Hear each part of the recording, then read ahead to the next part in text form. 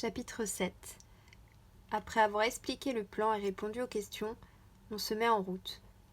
Le stress commence à monter. J'ai encore du mal à gérer, comme je le voudrais, mes dos. Je suis en première ligne. Aveugler les gardes avec mes ombres. Ça devrait aller. Avec moi, James, qui doit enrouler avec ses racines les vigiles afin de les immobiliser. Une fois fait, les autres entrent. Pour l'instant, tout se passe bien. Le bâtiment est calme, ce qui ne me rassure pas. On arrive enfin à la pièce où sont retenues les deux personnes à sauver. Ils ont un bandeau sur la bouche et sont tout simplement attachés par des liens. Étrange pour des gens dangereux. Une fois libérés, ils nous hurlent de partir. C'est un piège. On court tous vers la sortie. Mais des hommes armés sont là pour nous barrer le chemin. Puis, un homme en blouse blanche s'avance et commence un monologue. Ces deux jeunes gens sont redevenus humains. Le traitement a marché.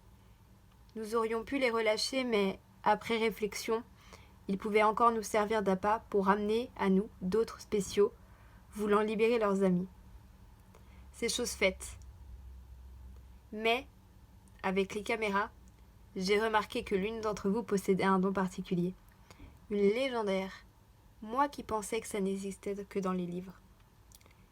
J'ai hâte de tester sur toi un remède contre ça. J'en suis tout excitée. Mais avant, dis-moi où se trouvent tes compagnons et promis, tout se passera bien. De toute façon, le conseil est déjà au courant. Une traque sans relâche va bientôt commencer. Ça serait bête de devoir tous vous tuer, tu ne crois pas ? Je savais qu'il s'adressait à moi. Je m'avance donc à mon tour et prends également la parole. Je crois que vous n'avez rien compris. Personne ne viendra avec vous. Une guerre va éclater, mais vous ne serez plus là pour la voir. Je ne laisserai plus personne décider de ma vie. Je ne veux plus me cacher. Je ne veux pas vivre la vie de mes ancêtres. C'est pourquoi aujourd'hui, je vais vous tuer, vous et vos hommes, pour montrer à tous ces fous que personne ne peut nous arrêter. Alors soit le conseil nous accepte, soit ils disparaîtront. Il se met à rire. Les hommes pointent leurs armes sur nous. Je ferme les yeux, me concentre. J'entends des balles, puis plus aucun bruit. J'ouvre les yeux et vois tous les hommes morts, avec plusieurs impacts de balles sur eux. Ne reste qu'au centre le scientifique. Il applaudit et sourit, et me tend la main pour que je l'accompagne. Je lui tends la mienne et retourne vers mes amis. Mes yeux deviennent rouges. Je serre sa main, il redevient poussière. Je me sens tomber. J'ai épuisé toutes mes forces. Je m'évanouis, le noir complet. Je me réveille dans mon lit. Je me demande comment je suis arrivée là. Mon portable n'arrête pas de vibrer. Je me lève difficilement pour l'atteindre et regarde l'écran. Hayden. Je lui avais dit en partant samedi que je lui expliquerais aujourd'hui. Je réponds.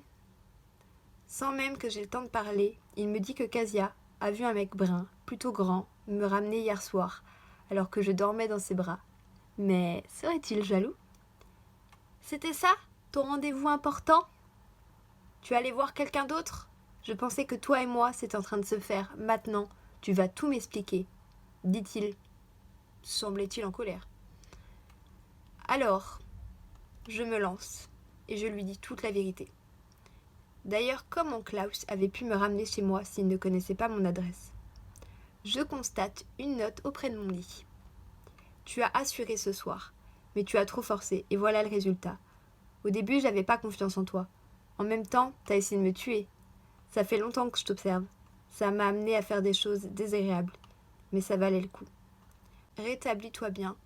Pès, ne t'en fais pas, je t'ai déshabillé dans le noir. Klaus. Je réalise que je suis en sous-vêtements. Je me sens rougir. Toujours en ligne avec Hayden, je l'entends s'énerver en entendant cette histoire. Bien sûr, quand on raccroche, je sais déjà que tout ça va être répété aux autres. J'ai pris la décision de ne plus aller à l'école. Ma mère comprend, en revanche, mon père ne l'entend pas de cette oreille.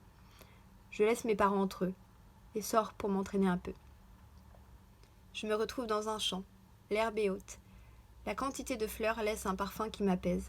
Du vert, du jaune, du bleu, du rouge, à perte de vue. Cet endroit est tellement magnifique. J'entends les oiseaux chanter et aperçois les insectes voler autour de moi. Un cadre idéal pour s'entraîner.